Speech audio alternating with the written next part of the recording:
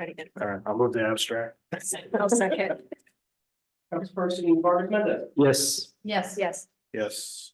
And then, we budget some budget modifications.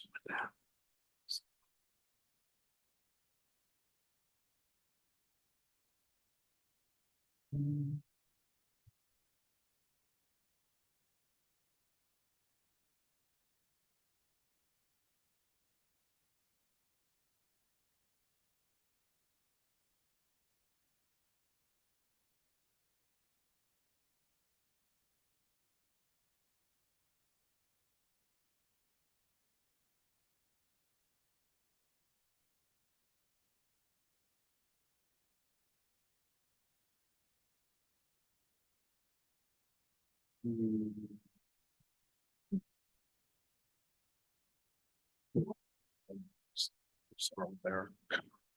The insurance one, that was because of the, is it the cyber? That and our premium went up this year due to the general premiums went up as complaints tax. So they, cybersecurity did also have some to it. Yeah. A lot of it was claims and premiums going up.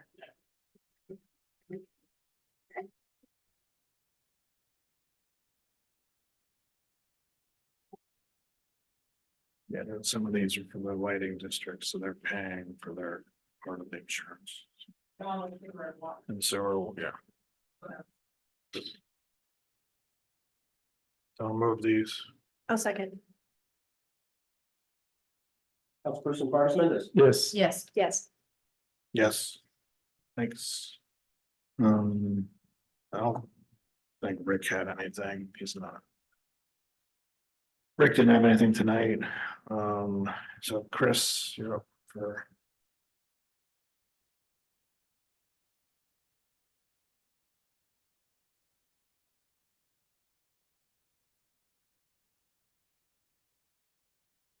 Sorry. Okay, so one important part of my job is to look outward, places other than here in the town of Dryden, searching for other ways of doing things related to firefighting, fire departments. I've been very pleased with the amount of help, information, whatever that I've gotten from other volunteer fire chiefs, town supervisors, fire commissioners, you name it. Everybody I talk to is happy to share ideas, information, and so on. So those of us who attended the strategic planning workshop back in March heard from 3 members of a volunteer fire department in Maryland, how they have transformed their department. I want to share how another fire department, the East Allen Township Fire Department, in a rural / suburban town north of Allentown, PA, has transformed their fire department. And I've got some handouts.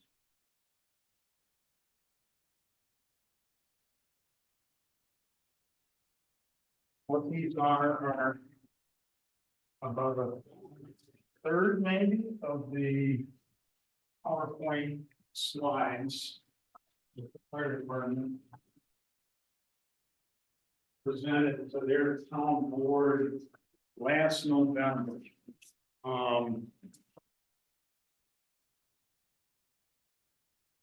You know, I'm not gonna go through them all, but you know, if you want to just kind of breeze through them as I'm finishing up here, that might be helpful. I first heard of the East Allen Volunteer Fire Department last fall. When in some national publication, it was noted that their fire chief, fairly young guy, new to the job, he did something remarkable. When he met with his town board to begin budget talks for fiscal year 2024. It was sort of news breaking what he did. News breaking enough that it generated an article again in a nationally circulated fire service magazine. I'm sharing what he did, or what they did, I should really say, with you now, because we're getting close to our own budget season here. So. Like I said, he was a fairly young fella. Newly elected as the fire chief. He'd been in the fire department, I'm guessing like 5 years or so. And what he'd seen is the way that they had made their presentations to the town board before hadn't really worked. They'd come to the town board, said everything's fine, we're good, just give them more money and we'll make things continue to be good. And what he had seen is that it wasn't happening. They, like a lot of other volunteer fire departments, especially in Pennsylvania, were beginning to circle the drain, and you can see some of the reasons why. You can see what had happened to their membership over the years. You can see what had happened to their average response times, their average numbers of members responding. All those things were going downhill. So he had met with the town manager. They have a different system, I guess, in a lot of towns in Pennsylvania where they have a supervisor, but they also have a town manager who's a full-time employee. Basically does what Jason does, only he gets paid full-time salary to do it. So he met with the town manager and he said, how about if we just lay all our cards on the table? Okay, we'll tell you exactly what's going on with our fire department. So he did. He prepared all these slides. And then they talked about options to explore in terms of fixing the problem. And you can see them there. It's a slide said options to explore. And then they talked about the goals. They talked about what they had tried before in terms of past recruiting efforts, and now most of them haven't worked. And then they got down to the nitty gritty where they wanted to become partners, if you will, with the town to fix the problem, because the town obviously had a vested interest in building up or at least maintaining the fire department. So they talked about a whole bunch of things and they started implementing them in the first quarter of 2024. So it's early days yet in terms of what is working, what might work, what is clearly not really helping much at all. And this was very interesting to me because, you know, a lot of the things that they're talking about were incorporated into our SAFER grant, okay? So the first thing that they could both point to is they've spoken to both the fire chief and the town manager a couple of times. Is that their per call incentive program is clearly helping. Now this is not SAFER grant money. This is not grant money at all. This is town tax money that's being paid to firefighters of the volunteer fire department when they go on calls. And they're getting $10 to $15 a call. That's a rebate off your property taxes, is that? No, it's just straight cash. I'll get the taxes in just a second. Because that could be another big deal. And that was the part of it, the whole incentive program that they talked to the town about that really brought this plan or this fire department to national attention. So that was one thing that they did that really worked, is the per call. And it seems to be working here, maybe to a lesser degree, because people are only getting $3 a call. Another thing that they did, and it's too late to do it here this year in Dryden, but maybe next year, is they sent out basically pleas to citizens to, you know, please join the volunteer fire department here with their tax bills. So every taxpayer in the town got that. And I don't know what the laws are here in New York. No, we Clearly it's legal to do in Pennsylvania. we can do that. We just like we just have to approve the language. Okay, yep. It's in December before clerk's office sends out. Okay. Yeah, we talked about that. So these are just ideas. But that's, now, some of what I do, I look outwards to get other ideas. What has happened is due to those letters, I mean, they were able to track it down, they added 8 new members in the first 3 months. After the citizens got those letters, 8 of them joined up. The response times are down about 2 minutes, which is a start. Their non-response rate of calls before they started all this, they weren't able to get out the door about 20% of the time. That's not good. So now it's almost, they're making almost all their calls. Okay? They're still evaluating other incentives. And the one big one that they're still looking at, they're exploring, figuring out A, how much would it help, and B, how much would it cost the town? Is the town is considering, they're not opposed to it, according to the town manager, to 100% tax credit to volunteer firefighters. So basically, they're not paying any more town tax. And they said, you know, we may not end up at 100%, it may be 20%, maybe 50%, whatever. But they're looking at a significant reduction in property taxes, town taxes. They can't do anything about the county. But, you know, I guess in Pennsylvania, the town taxes are a higher percentage of the total property taxes that get paid than maybe in New York State. So what do they do if someone's renting? I'm sorry? How do they handle it if you're a renter and not a homeowner? I guess you're out of luck. I mean, they're clearly not gonna give a rebate to the landlord. Okay, Excellent question, and that's something that they're looking at. We would need to look at in terms of, so what's the percentage of volunteer firefighters both there and here that would benefit from that? And then the unknown is how many more people could you recruit if they knew that they weren't gonna have to pay any town taxes, so they'd have to pay, you know, some percentage off on their town taxes.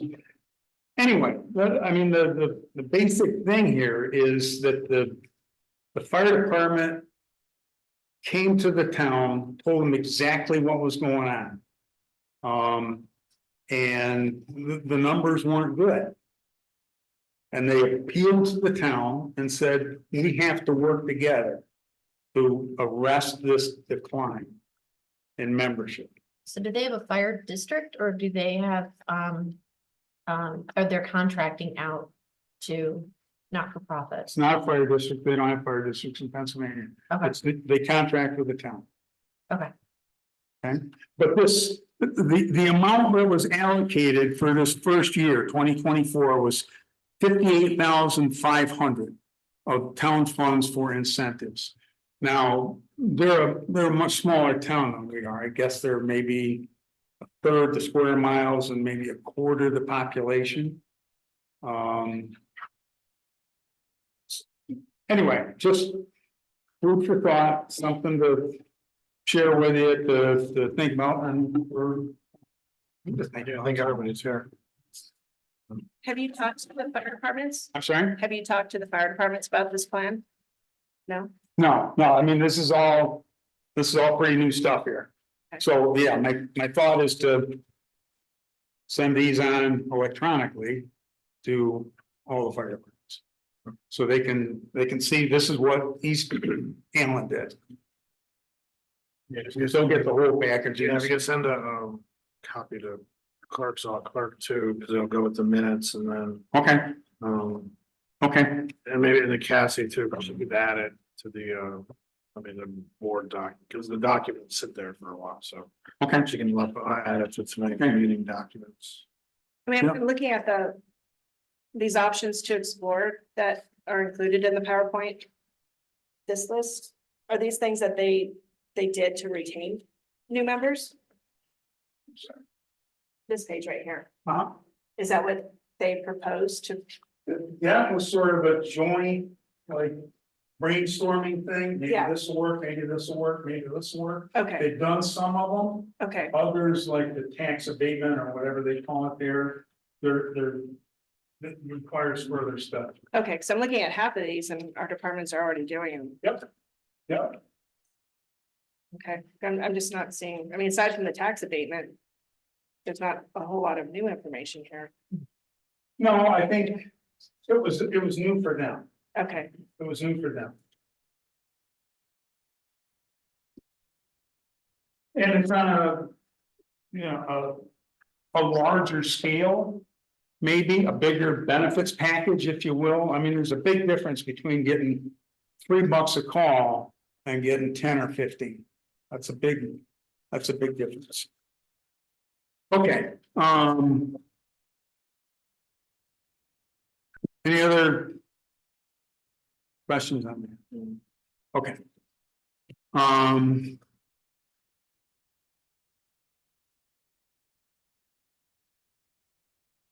Okay, I attended the last county chiefs meeting, May 28th. The rapid response vehicle program is working well. They went on 84 calls in April, I think maybe one in the town of Dryden, but pretty much it's, you know, the anticipated plan for areas that needed help. There was a lot of discussion about how to bring and what specifically to bring New York State forces to the county for teaching here. Basically it was most of the fire chiefs of the county having a discussion with OFBC staff and the county coordinator to, you know, figure out let's do this, and this, and continue the discussion. So that's an ongoing positive move. The county coordinator has brought back what was a long-standing policy whereby fire departments usually at the beginning of the year prepared what are called apparatus inventory sheets. So every fire chief would say, I've got engine, whatever, it's got this many feet of 5-inch or 4-inch hose, it's got this many feet of, you know, the tack line, it's 2 3/4, 2 1/4, 2 1/2. We've got this many gallons of foam, we've got this for extrication tools, basically not down to every little nut and bolt, but the important pieces of equipment carried on each piece of apparatus. The idea always was, I mean, way back when, was that those inventory sheets would get copies sent to all the fire departments. So every fire chief, every fire truck would have in them what every other piece in the county has got. So it simplified things in terms of if you had a major incident or you required a specific type of equipment, you wouldn't have to ask the dispatcher to look through all the information or rely on their memory. You would have it in front of you. So I think that's another positive move. There's also a radio best practices policy that's moving forward. That's, you know, a continual issue at most any fire is there's problems with communication. Some of it's hardware, some of it is just training, some of it is just, you know, not everybody agrees on the best way to do things. So this is a move on the county's part to put forth with all the county chiefs' input of best practices policy. I think they're almost done with an SCBA and fit testing policy. I think they're almost done with a county mutual aid plan, and they have tweaked the longstanding accountability tag policy. So a lot of good stuff happening on the county. I've been trying to work with the New York State Comptroller's Office to make sure that we're all complying with the latest rules and laws regarding 2% money. It's been a little bit difficult. I get bounced from here, there, this office, that office. Anyway, just making sure, because the last opinion letter that I've gotten from the comptroller's office is about 20 years old. And I find it hard to believe that they haven't changed anything in that time, but we'll see. Want to talk very briefly, good thing, maybe. Yeah, Done Mason. there. A successful fire May 20th at 1062 Dryden Road, Unit 21. It's the Pine Ridge Apartments, fairly new set of apartment houses just on the hill as you're going down into Varna. There was a dryer fire there extending into the wall in the ceiling.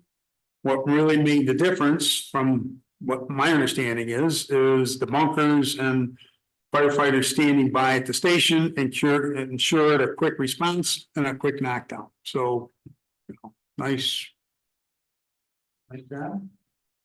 Or both of you there? Stand okay, all right, well, thank you.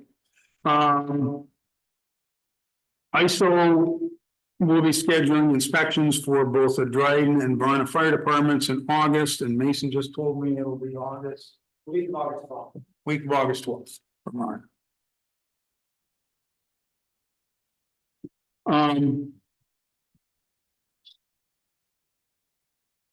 I took a rural water supply course in Newark Valley this past Saturday. It was an excellent class. They are a great fire district. They're well led. They're very successful at recruiting. Matter of fact, at that class, there were 6 strapping young guys that were their recruits, their probationary firefighters. They were all there taking this training. They really seemed to know what they were doing. They're very enthusiastic. Anyway, there's some good things going on in Newark Valley. I happen to have known slightly he's now I think, one of their assistant chiefs. He was the incident commander for a fire that they had in Newark Valley in January of 2013, in which an Owego firefighter responded. He was a captain. He responded to mutual aid. He fell through the floor in that dwelling and was burned to death. Many other firefighters, including that IC that I was talking with, were badly injured or burned during their attempts to rescue him. Remember, we just had a couple of people from PESH come to town, talk about all the regulations and best practices and safety things. Well, that particular woman that came here, that was before she was appointed as the lead fatal fire investigator, but she knew about it. So anyway, NIOSH and PESH reps investigated. I've read their 20-page executive summary that they produced. And all the responding fire departments, including Newark Valley, and all their officers were cited for a whole laundry list of things. They were a good fire department before then. What everybody that I talked to, and I talked to is just about everybody that was there, from the assistant chiefs and the chief to those 6 probies. And all the old guys said, we were a good fire department when this happened. Well, it was what, 11 years ago.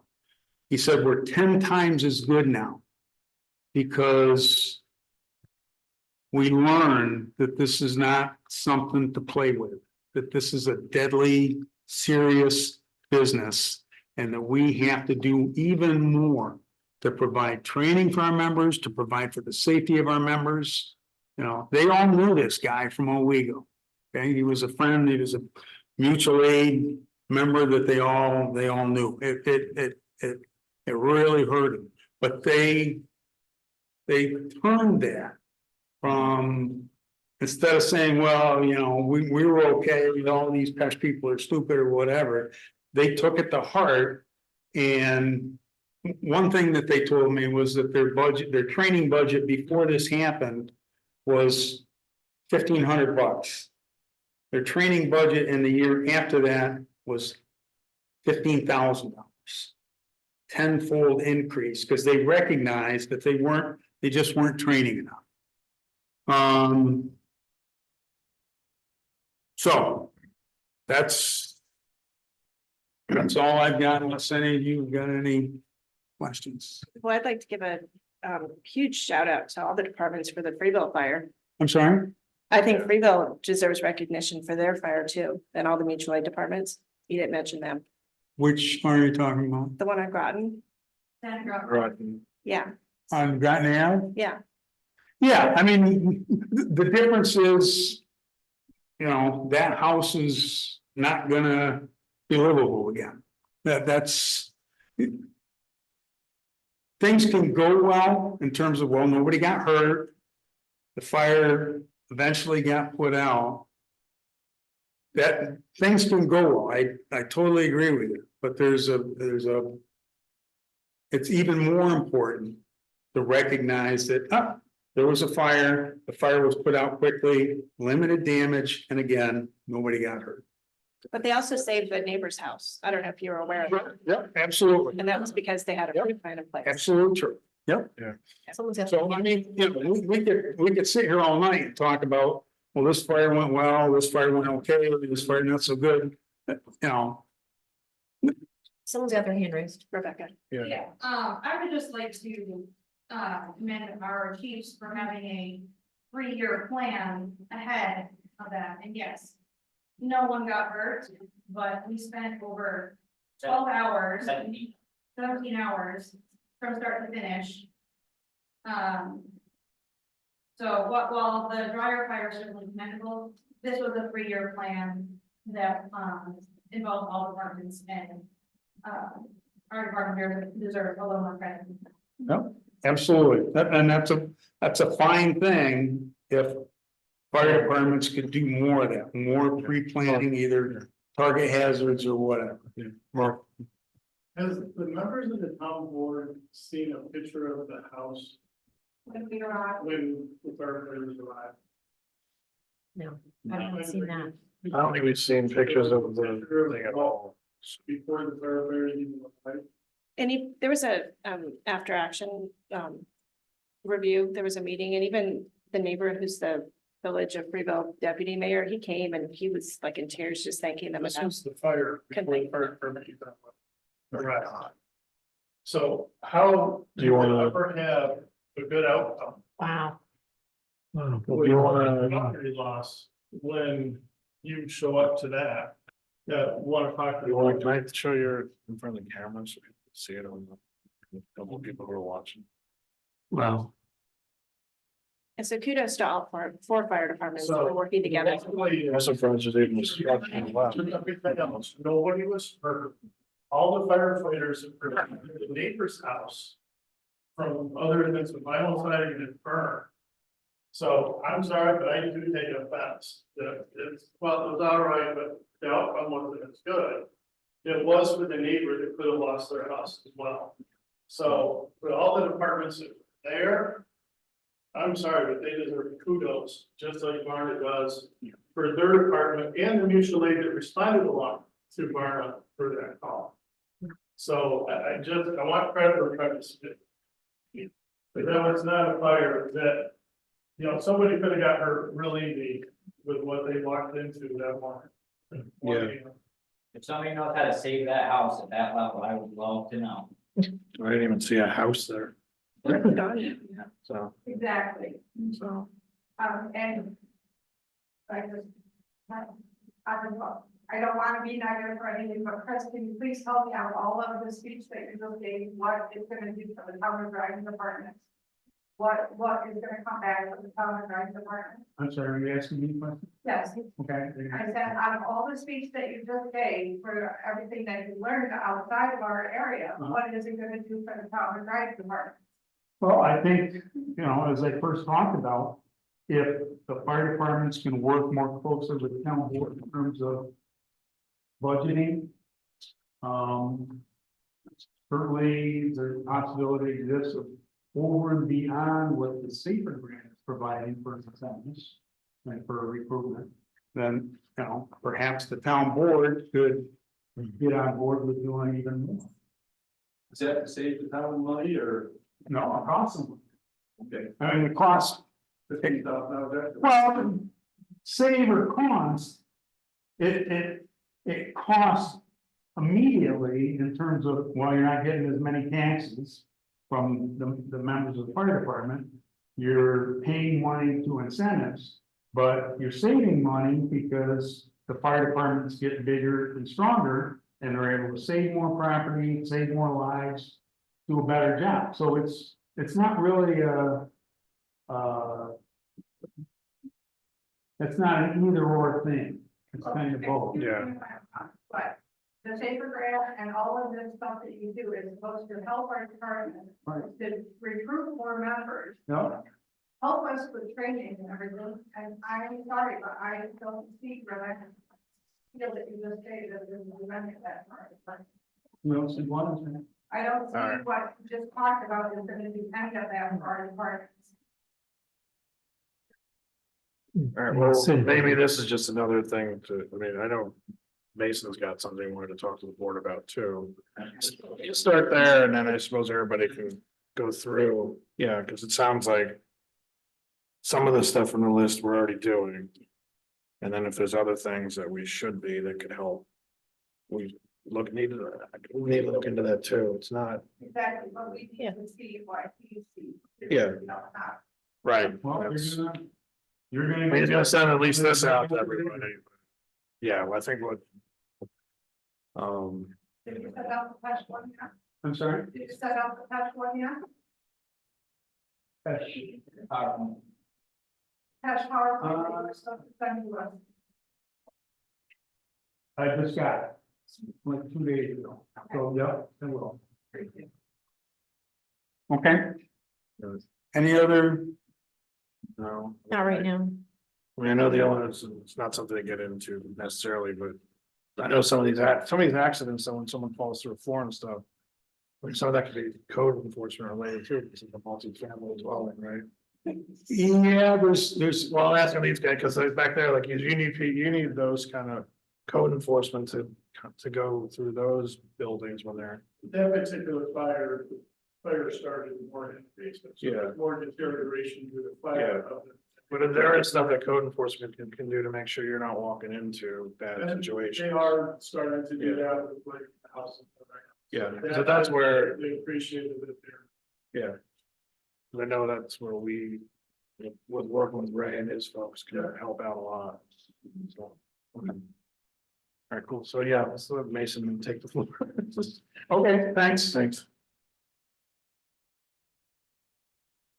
Yes, thank you for your time. I'll try to be brief. I figured I'd start off with our monthly chief's report from May. I know we've done this on occasion just to kind of highlight. So in the month of May, the Varna Volunteer Fire Company responded to a total of 41 calls.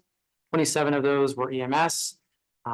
We had 3 structure fires.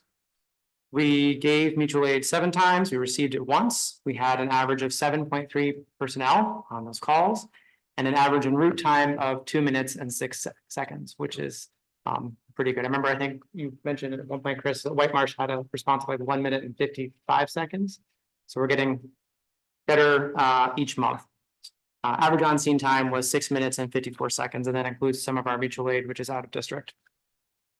So I'll share that report with you. I know I sent that to Cassie just, I think, today. I also was going to talk about the apartment fire recently, but mostly just because I was reading the newsletter and, you know, I appreciated the recruitment aspect of it, but it also seemed a little bit pessimistic with the pictures of all the husks of buildings. And I was going to comment that, yes, there was a successful save that night. There was a lot of factors involved, including the fact that the homeowner had operating smoke detectors, and they acted very quickly, called 911, closed the door on their way out. Yes, we were there within minutes. We actually responded with 20 personnel, 15 of which were firefighters, 13 of which were interior firefighters. We had a great response from Varna. But I was also going to comment that we also had a tremendous response from our mutual aid departments. I believe Greg was there at the same time almost as our engine, and was able to help lead some of those initial efforts. And then everybody in this room was there in short order. So it was a great evening in terms of teamwork. We had a great outcome, and the property was saved. But yeah, a lot of things went into that. I wanted to share the good news as well. In terms of speaking of recruitment, I know, as I mentioned, you know, it was it can be kind of a pessimistic thing sometimes.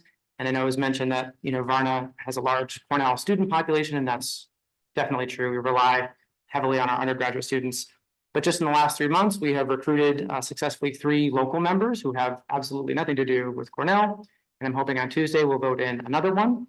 And one of those local members actually will hopefully bring us bonus support member in the form of their grandmother who bakes delicious baked goods. So we are slowly working on bolstering our local component. And what we have found is that is mostly driven by having a culture and environment that is welcoming and that people want to be a part of. And so we're hoping that we can just kind of keep this momentum going forward. And then the last thing was I had a graph that I submitted. I don't know if there's. We haven't. Oh, perfect.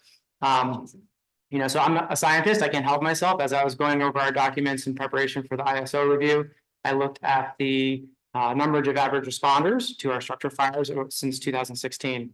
And as you can see on the graph, nobody in the room can see it, but prior to 2021, our average response was below the NFPA 1720 guide, which is a minimum of 6 firefighters arriving for structure fires. Starting in 2021, our average response started to tick. Oh, yep, there it is. Sorry. Oh, thank you. There you go. 2021, for the first time in a long time, we started to go above that threshold and gradually increased. And now in 2024, we have an average of 20 personnel responding to our structure fire calls, and most of those members are interior certified firefighters. So we are making progress. It is not all doom and gloom, but there is some light at the end of the tunnel. I'm very excited to share this with the ISO folks when they come in August. So that was it. And I don't know if anybody has any questions, but submit this report. No, but I do want to just say that, when you guys talk about the things to learn, to me, it's not all doom and gloom because, no matter how wonderful anything is, anything that you learn, even from a near miss or is always a good thing, right? So I'm a firm believer in never waste a good, never waste a good crisis. So I do appreciate how much you guys learn from everything and Yeah. teach each other, and I really admire that. So I don't want you to feel like it all has to be good news, because the hard things teach us to make us better. So I appreciate hearing it all. Thank you. Oh, for sure. And realistically, I mean, we know that these things are hard to maintain and that there's still a lot of work to be done, as you know, from our apparatus situation, for example. Yeah. Is a monumental task ahead of us, but Yeah, that's also easy, we'll figure it out. Yeah. It's nothing, baby steps. yeah, it's not as, it seems daunting, but we're always able to figure it out. I can also comment that the town of Dryden trainings have been going really well and our members have been really enjoying that. So it's another thing about all the departments working together. All right, thank you. Thanks. You think you can send that grant on to me? Sure, yeah. Yeah, well, it's, you can download it right now. It's posted on the web too, under the meeting documents. Okay. And just to Yeah. make sure we say it, kudos for this structures that were saved, and kudos for saving the structures next to the burning house. I've been standing next to a house on fire as the next door neighbor screamed, "Please save my house." So, and I know it must be really hard when you don't save things too. So kudos Yeah. for everything you do. Thank Yeah. you. One comment on that from Friedel, we did get a couple of things from town, and just wanted to mention that is a village residence. Our village codes was notified that day. There was no need for town of Dryden codes, which is why we were making, so. Yep. We did get a letter in, Rebecca got it in the mail or something, but, requesting a notice of fire to the town that is not going to be submitted because it was dealt with. Yeah, because they have their own code enforcement. Correct, he Yeah, was notified. Yeah. Like, There all day. he was there all day, so. Yeah. He was there for the fire, he's been there for the cleanup and everything else, so, that notice of fire to the town is not happening. Just, because it's a village, incident. Did, Rebecca, did you mention that Freebo got some, new applicants too, new members? We do have a couple new applicants, we do have a couple new members, they're younger members. we're still on probationary period and some of them are, coming off of some medical issues, so they're planning on taking PICO, it's just gonna be a little bit before they're fully able to do that. But we've got new auxiliary, more big goods, awesome. But we also do have some new firefighters from home. Nice. And actually, they tie together because two of the new firefighters are the neighbors of that house burn. So Nice. Oh, wow. Very good. it drove them to join, I guess. That's inspiring. Yeah, there you go. That's good. Just for the board, record information or whatever, but, we have, 93 total calls, 49 of PMS calls, and, that's year to date, and average personnel on the scene is 3.7, and road time is 2.13, on scene time is 7.19. We have a junior firefighter and another, applicant that came in last night. Okay. Oh, good. That's awesome. Possible members. Cool. That's good. Oh, Mark, was there anything you wanted? Everybody else? Pressure's on. You got Yeah, sure, yeah. So the, if you already said, talk about the concept here is. This, I wrote a letter, we drafted a letter, that we wanted to address the town board in regards to a solar farm battery storage facility that's proposed on Caswell Road. Speaking for the town fire departments, we do have some concerns that we feel are very legitimate concerns. And that we would really like to have the board seriously take a look at and see it from our point of view. I know it's a great thing to go green and we all support the initiative. As long as we can all do it safely for everybody involved. Yep. So I'll let you guys, I'll read the first paragraph and then I'm gonna read the last. You guys can read everything in between. But basically fires involving lithium ion storage battery storage systems. They're called BESS systems. Present unique risks and challenges for firefighters due to the nature of the batteries and potential for thermal runaway. And then listed as the detailed stuff to look for. So in closing, by understanding the unique risks associated with lithium ion battery energy storage systems and implementing appropriate response strategies, training, equipment, firefighters can effectively mitigate the hazards posed by these incidents when ensuring the safety of the personnel and the surrounding community, but only when all the pieces are in place can this be achieved. And I'm just afraid that, sometimes the push to approve it because it is a good thing. Sometimes the people that if something does go wrong, get overlooked. So it goes right down to when there's a lithium battery fire, for one, they burn extremely hot. So you have to keep them cool. Most firefighters, what's available to them, the fire departments, is water. Right. But you're talking a lot of water. Where's that water gonna come from? Who's gonna truck it? You've got all volunteer fire departments. There was a fire in San Diego. The beginning of May, they put 600,000 gallons of water on it. And the next day it reignited. Right back up again. That's a lot of trucking at 2,000, 3,000 gallons per load. Is that reasonable to expect that out of us? There are foam that can be applied and there are systems, but to my knowledge, nobody near us has the capabilities of putting one out. So that is something that seriously needs to be looked at. So, we, the town of Dryden Fire Department, respectively request the town board put a hold on this project until all the pieces and the funding are in place before they can approve this project. I know, it's been going on, but there's serious concerns and there's some post-incident reports that can be reviewed and learned from. But air monitor, what about the residents? Is it gonna be safe for them to stay in their house? How is anybody gonna know? Because nobody locally has the equipment to monitor the air. So depending on the wind, how far do you have to evacuate, you know, so there's just a lot of variables. You know, where this facility is, from what I could tell by the original map I saw, is at the bottom edge of the property of this, so well off from Caswell Road. Yeah, Is the roadway going down to that going to be able to support the weight of that many trucks carrying that much water? Yep, that's what has to be done. So you can't just let it burn because the stuff is toxic. You have to cool it, because if you don't, they will explode. So it's the runaway heat that causes the problem with it. So, you know, hopefully we can start some dialogue between the town departments, and then we can work through this together. You know, the solar fields were all right, it's the storage facility that yeah.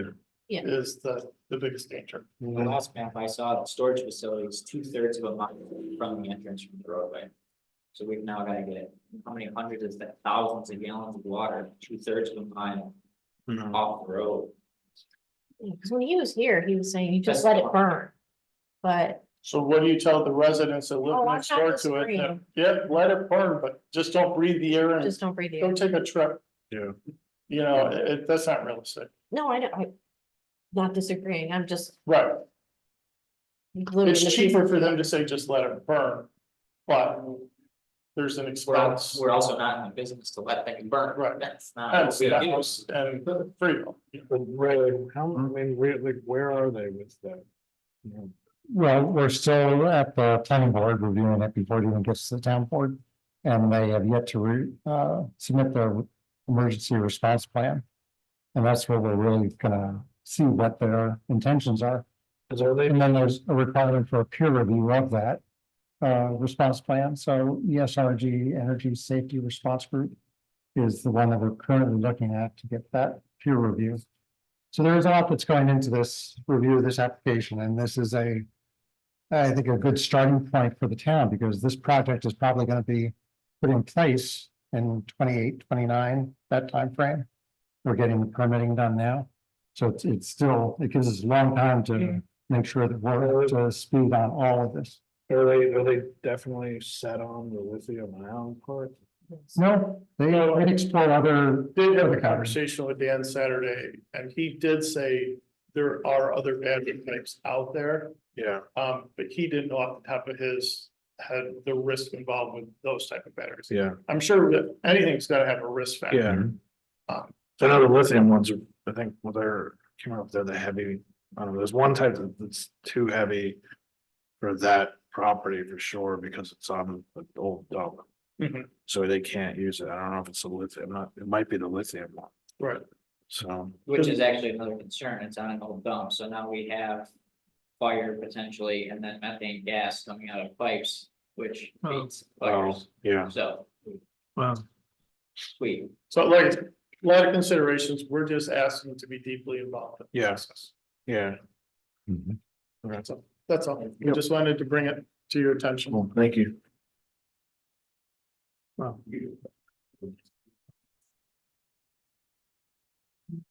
any questions regarding that?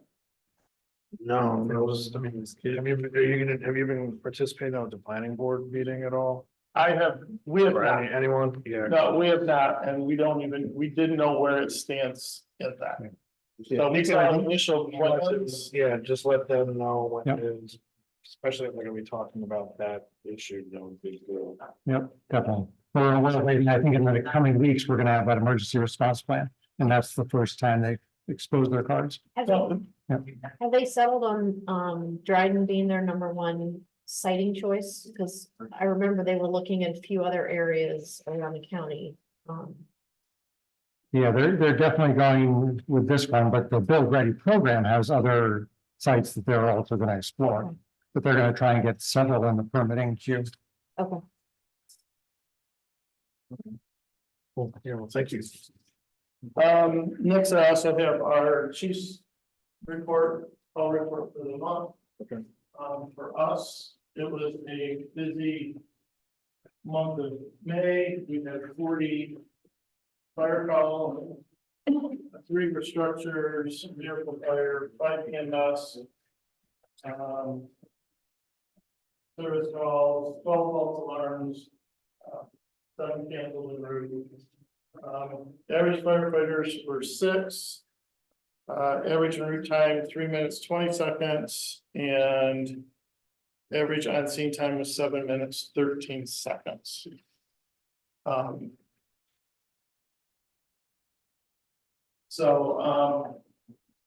Again, you know, like most departments, summertime start to become a struggle to get routine things. Yeah. But I will say, on the structure fires, we had an excess of 10 or 12 people.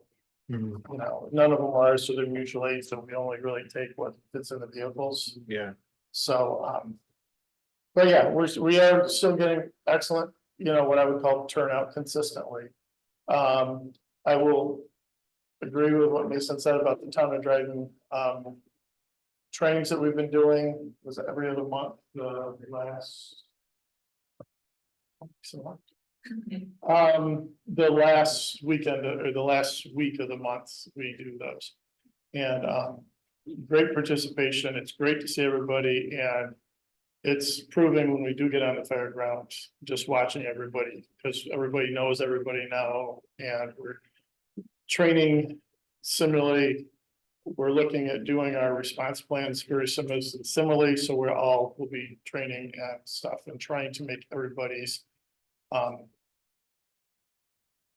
SOGs responding to these calls all the same.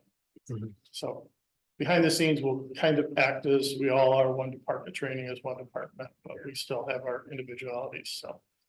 I think that's what we've all been striving for. Yeah. You know, we meet every month.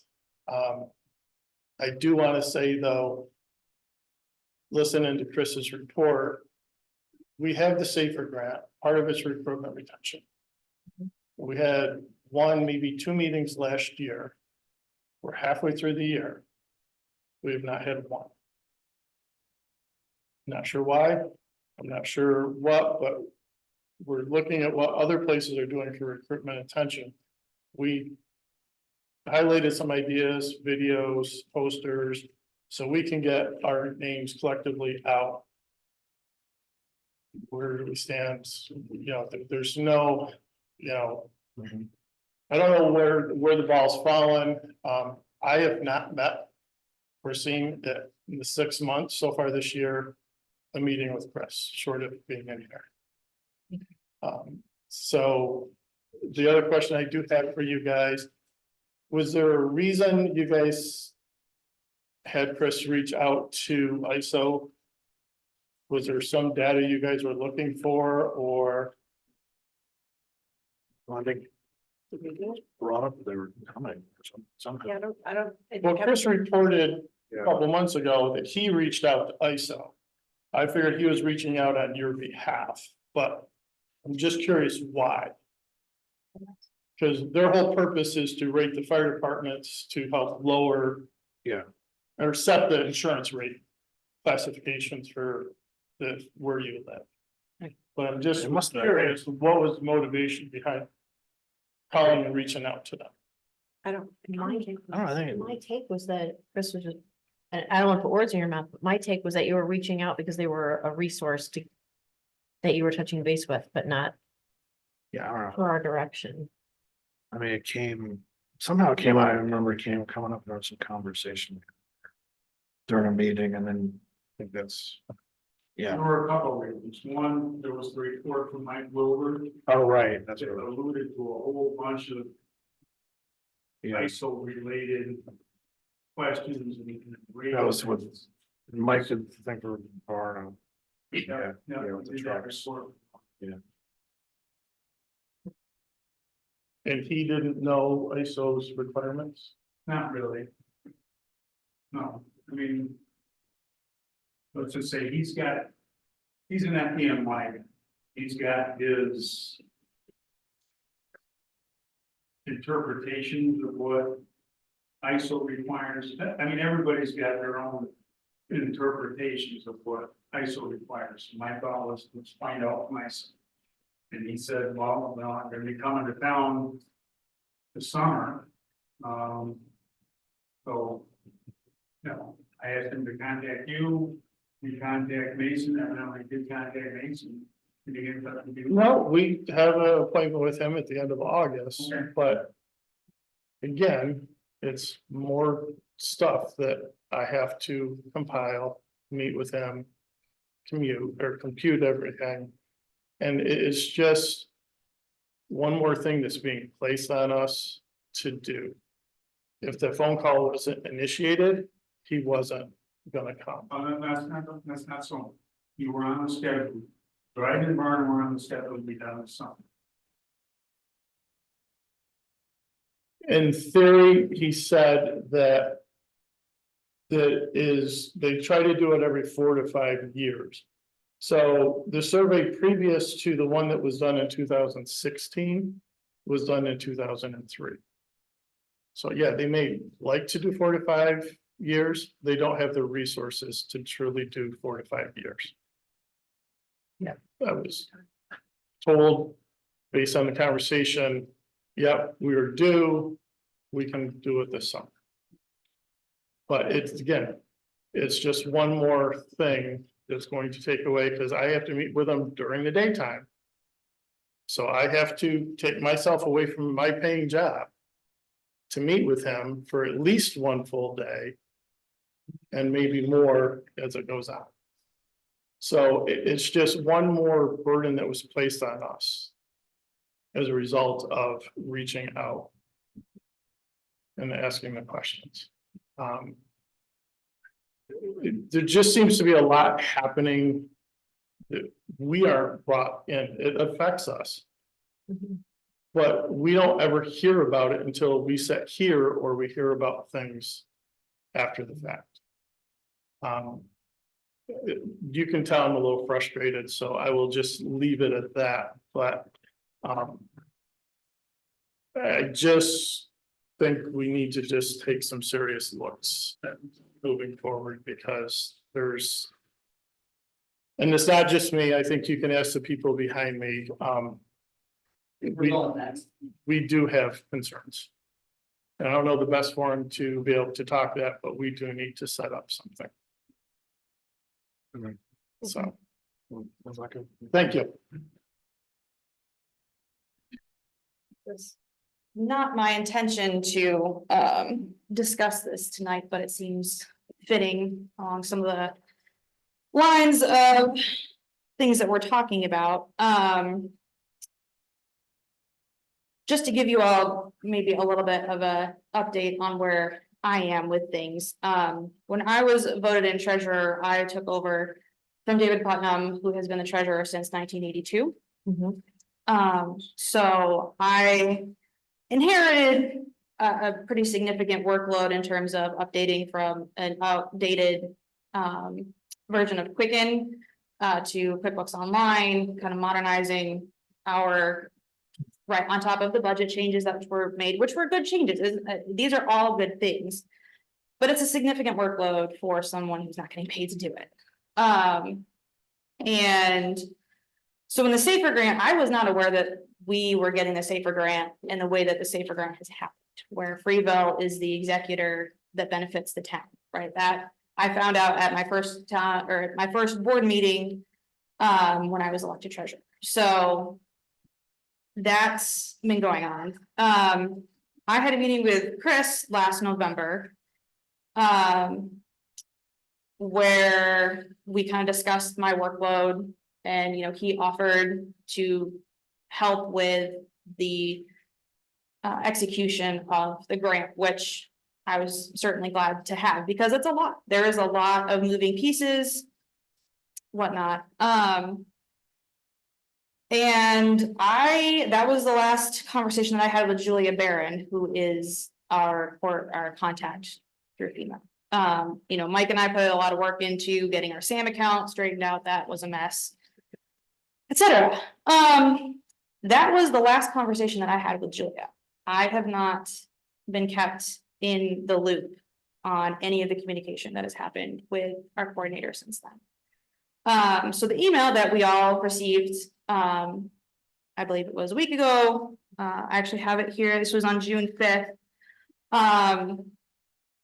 I have not had any knowledge of what's happening. And I will admit that, I have not checked in as much because I have 2 small children and a business and other things I'm doing at the fire department. But, I'm very concerned that we were not kept in the loop of any of this. I have not been CC'd on any emails with Julia. I have not been given regular updates. There's been no communication. And so I responded to that email, and I'm also not trying to add to any tension that we're already having between any parties. I just want, as the person who is responsible in the event of a state or federal audit, I am expected to understand what is happening, and that is not happening right now with the current level of communication. So I have asked several times that the emails that have been exchanged between Chris and Julia to be forwarded to me, so that way I can have an understanding of what is happening. And I have not gotten a clear response. The only acknowledgement of my request that I have gotten is that he would CC me on emails as long as there was no confidential information being exchanged. If you're, well, I understand if rebuilds the body on the grant, why isn't where you the contact?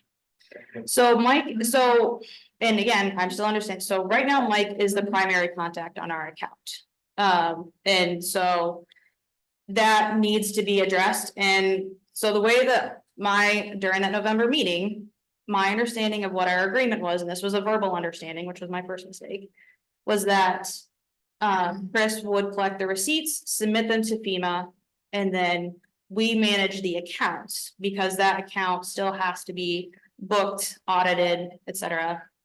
So then I would make the check payments through our accounts. So I have a separate bank account that that's where all that money goes through.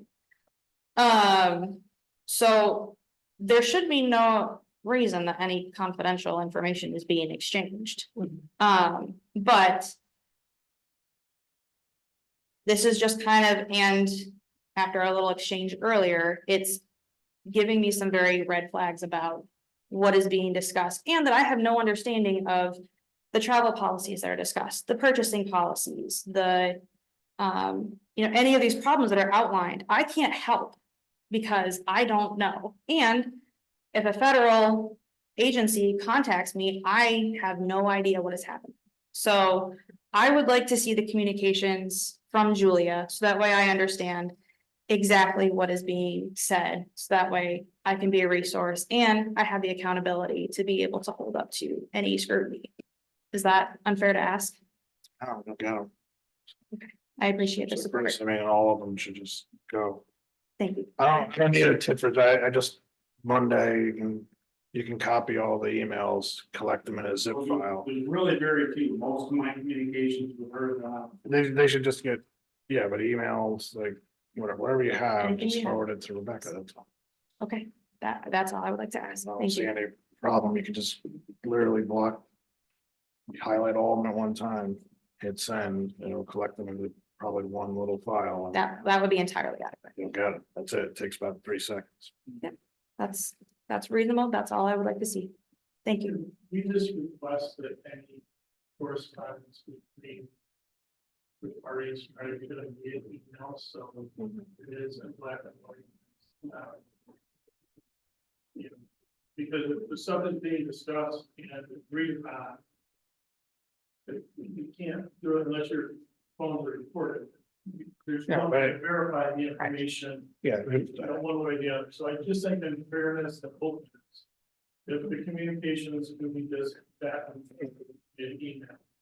Yeah, it's fine. I know what he's been trying to do is at least say for the purchasing policy things to try to get them to agree to stuff that you guys have, because I think Varna put one together that could be as an example, because I think FEMA accepted it. Is that right?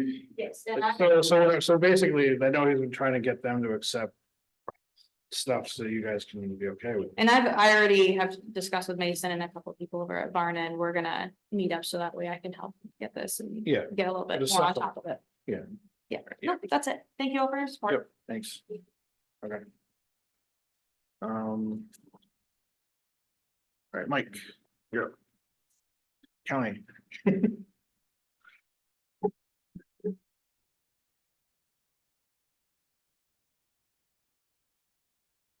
Don't have a lot, but I'll mention the county is working on its budget. We are trying to keep our tax levy down to approximately 2%. Our tax cap is over 5%. But we certainly don't want to go anywhere near that. We've asked our departments to send us a 5% decrease in the spending proposals. So we've got to come up with about $2 million to get down to where we want to be. Where will we end up exactly at 2%? Probably not. But we hear that folks in the community are not happy about tax increases, and I understand that. Our first tax levy increase in 3 years was last year. We raised it 2%.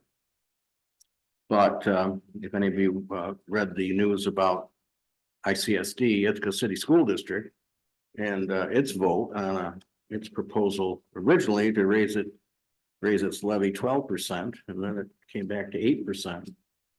And that got soundly defeated. And I have to say, like longtime resident here, life resident, I never thought I'd see a time when the Ithaca City School District budget was voted down, but it happened. I think it's happened more than Soundly. Dryden District passed it, and the other districts except Newfield came very close, and they're submitting a change back. But I think it's important to listen always to the taxpayers out there and the pain they're having. Assessments have gone up. They dearly want to blame the assessors, but that's really not the assessor's fault. It's the town boards, the village boards, the city council, and the county legislature that raise the taxes for their programs.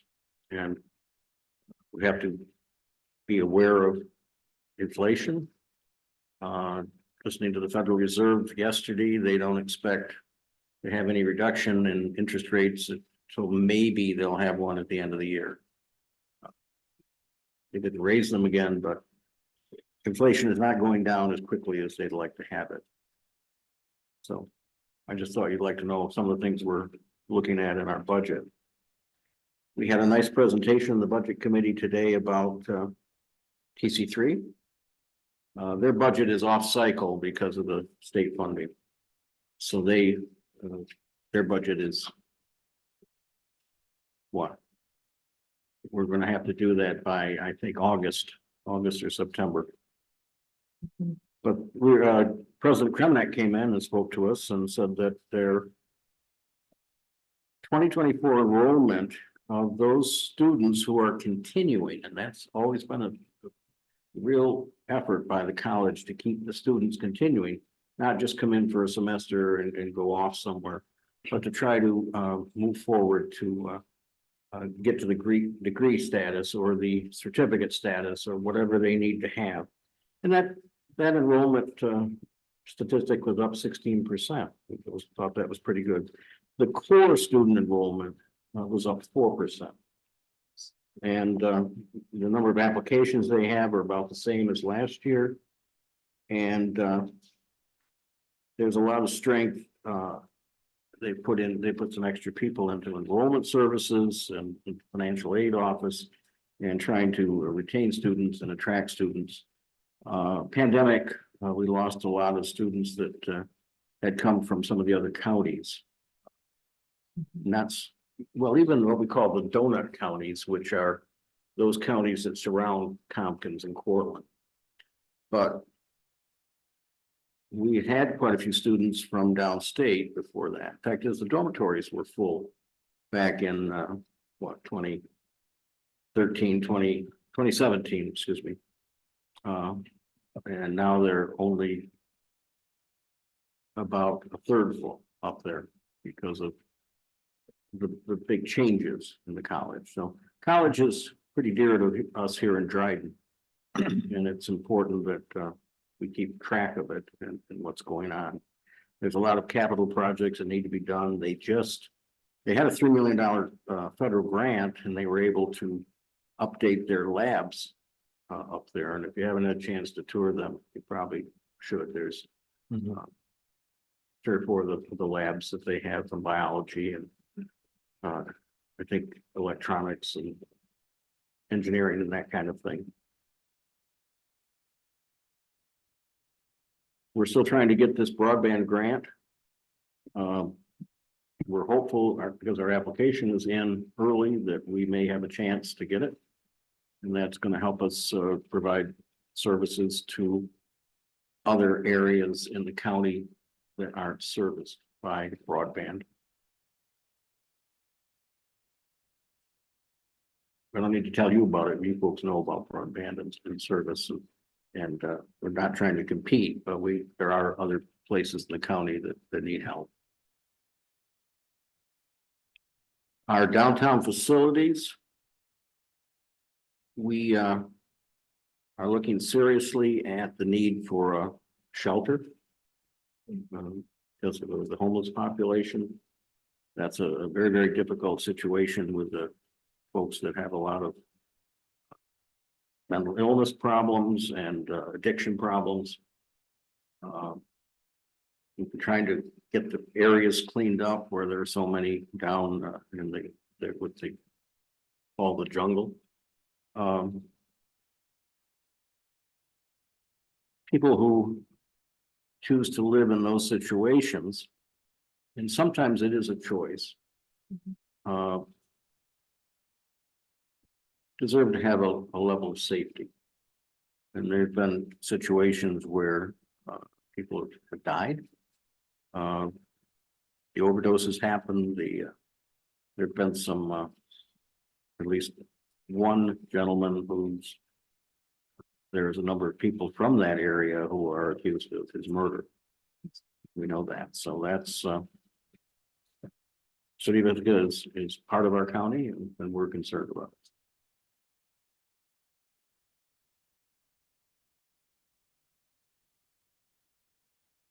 2024 marks the 250th birthday of Daniel Tompkins, for whom our county was named, Governor Tompkins. Our county was formed in 1817, and he was leaving as governor to become vice president. He's probably a better governor than he was a vice president, but he probably is the reason that we're not part of Canada because of the War of 1812. He rallied the militias and actually stood personally for money to help supply them in order to for the battles that were going on. We hear a lot about the Fort McHenry battle. We hear a lot about Battle of New Orleans, but there was a lot going on. Niagara Falls and up through Lake Champlain and all of that area back then. So we're having a little birthday party for Governor Tompkins for his 250th at the legislature. 4 o'clock Tuesday. If anybody wants to stop in, have a piece of birthday cake, we'd be glad to have you there. That's pretty much what I've got to say tonight. Unless I can answer any questions. Yes, Christina. Has the county ever considered eliminating the 5-cent paper bag tax? Because it's my understanding that money doesn't go directly to Tompkins County. That might be a nice gesture to lower taxes for some people. That's now in New York State. They opted in.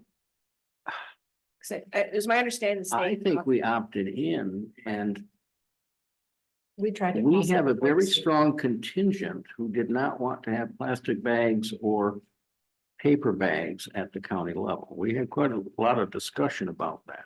We tried to actually implement the tax, our county, before the state took their stance, and it didn't go through, but there was a big push. So I do think it's state law that requires the nickel. But we still had to opt in, and I think there's only 5 counties that did opt in. Because I know like Cortland and Broome and Seneca and Cuba, they don't have it. So it might be a nice gesture. I'll let folks know that that came up at our meeting tonight. Okay. And I'll be glad to do that. Okay, thank you.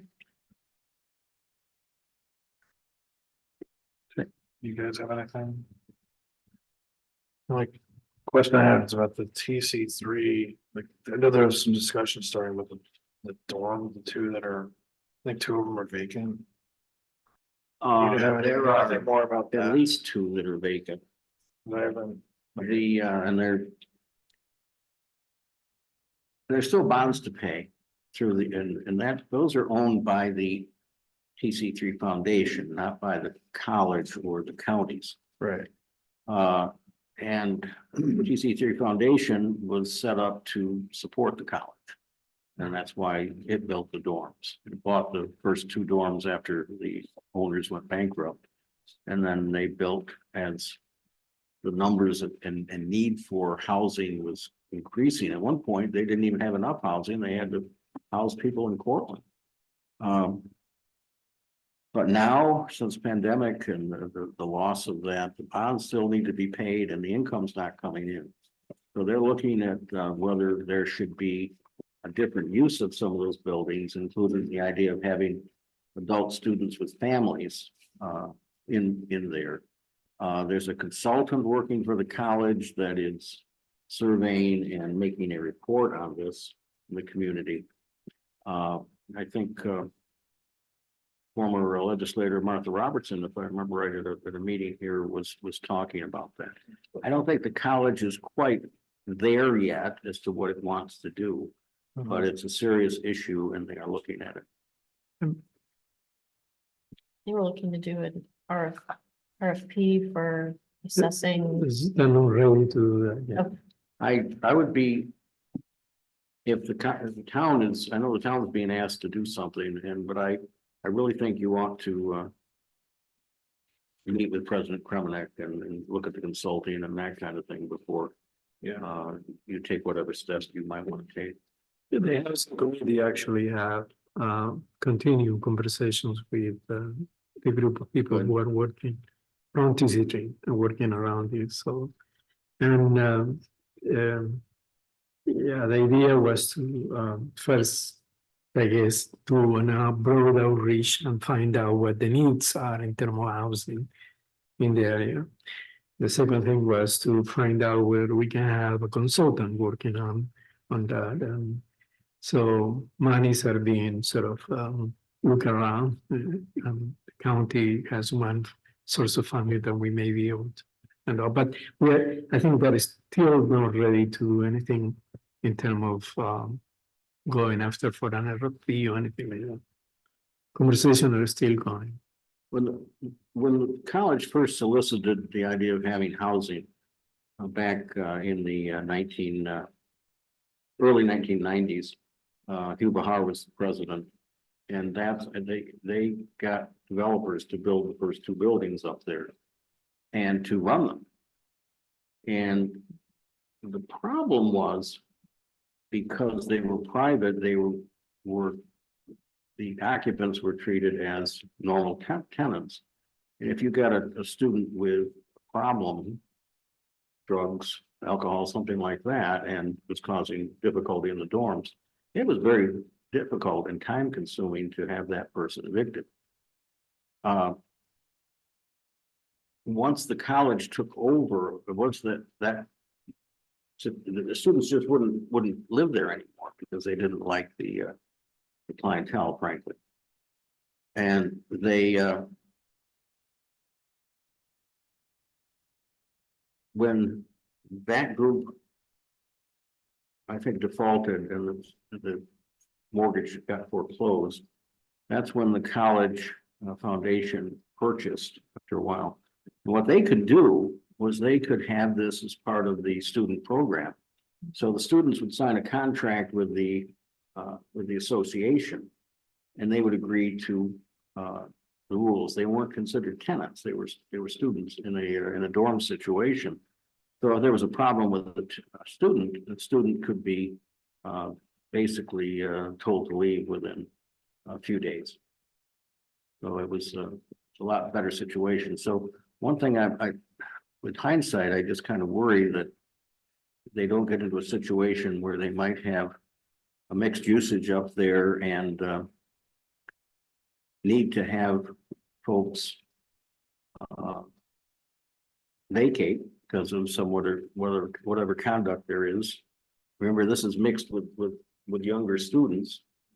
So I think that needs to be looked at real carefully as to how it was structured so that it could be beneficial to students, beneficial to the different kinds of students if they bring them in, and the college as well, and not get into a something that would be a legal quagmire. Another difficulty is, and as Spring sort of pointed out some time ago, is to what extent those buildings are in any way being able to be refitted for other uses as they are.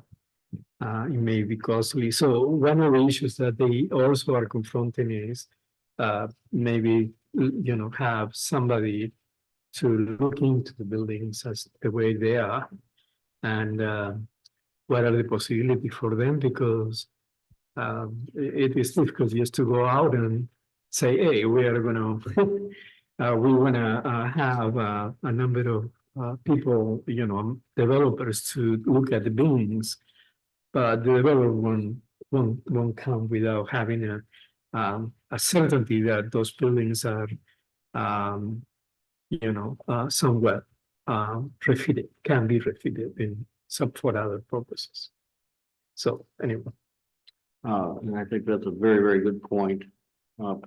When it's come up in conversations I've heard about, they mentioned that they're set up at suites, not just individual rooms, so that they think that they could be modified to apartments if they needed to. But I do think that that's a very good question and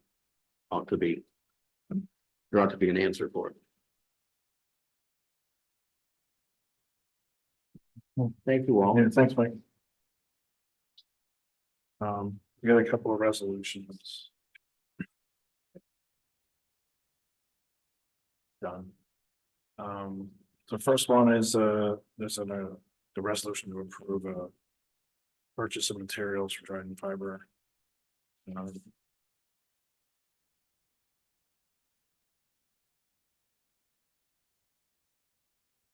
I'll move it. I'm just putting up the purchases.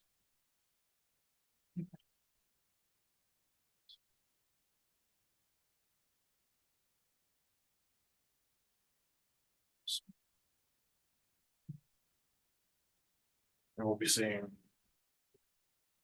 this kind of thing as you could probably tell, I mean, the two villages are gonna start being able to be serviced quite soon. So It's very exciting. there'll be more equipment put in down all the streets, so.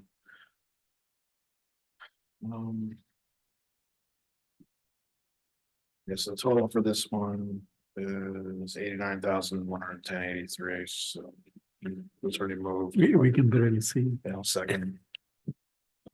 Pretty short moved it. Who second? I did. Yeah. Councilperson Vargas Mendez. Yes. Yes. Yes. Yes. All right, so then next up, so we have a new planner. Right? So Yes, the new planner, Gina Cassidy has agreed to take the planner position here. She comes from the Portland County Planning.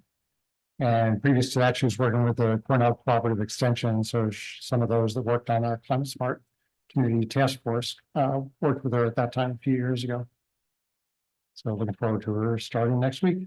It looks like she has a lot of experience with the battery energy storage systems. I found a presentation that she did in Broome County.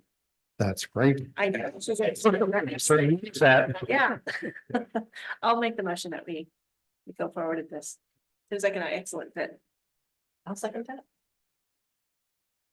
Councilperson Vargas Mendez. Yes. Yes. yes. Congratulations. All right. And next up, this is from related to Dryden Fiber again. It's an authorization in the event our application goes forward. The board would authorize me to sign all the documents required for further processing of our application and things. It's anything to facilitate review, processing, and potential approval and an acceptance of any, like if we get a conditional grant or anything like that, I need to be able to do it quickly. So that's what this is all about. I move that. I'll second. We moved it, right? Yes, Yes. Yes, Yes. yes. Great, we got one of them. yeah. And then this next one is a bridge maintenance agreement for the Freeze Road Bridge, assuming it ever gets replaced. Very exciting. Yep. And maybe it'll happen before while I'm still alive. But it's the standard agreement. I just need board's authorization to sign it and send it back to county highway. I'll move it. A second. Yes. Yes. Yes. Yes. And then the last one. We had an application for a vacancy on the Climate Smart Communities Task Force, Evan Kurtz. There's a vacancy on the committee, right? Yeah, Yeah, he actually attended this week's meeting and he was very enthusiastic. Yep. Has a lot of experience with climate sustainability type stuff, so I'll make the motion that we accept him. I'll second it. Yes. Yes. Yes. yes. Okay. Just make it hard for me. And then just, so you know, next week we have couple of public hearings. One's on the proposed contractor yard on Quarry Road. And then a proposed drive-through facility at 2207 Dryden Road. That's the dispensary. So we're getting, there's quite a bit of communication concerns coming out around the Quarry Road project, including complaints that people are already doing things. And there's some of the emails that have come in the comments, Yeah. people complaining that things are already occurring. So I think a lot of those experiences that are being related are in the closing days of closing up the mine when there was a lot of truck traffic. Because over the last couple of years, there's been 3,000 truckloads come in there. So I think a lot was related to that.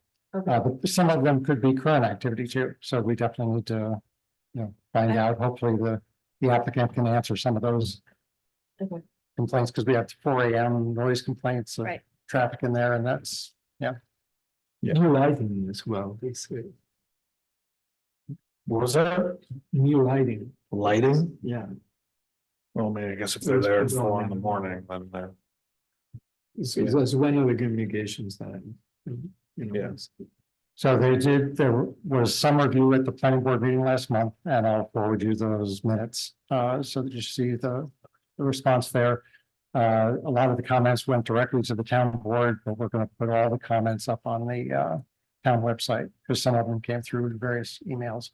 So that would be the total collection would be on the town website under projects under review. And you received the application last month, but I'll send out any revision documents before next week's meeting. Yep. And the same with the 2207 Dryden Road, the drive-through facility. We'll send some draft resolutions and a revised drawing early next week.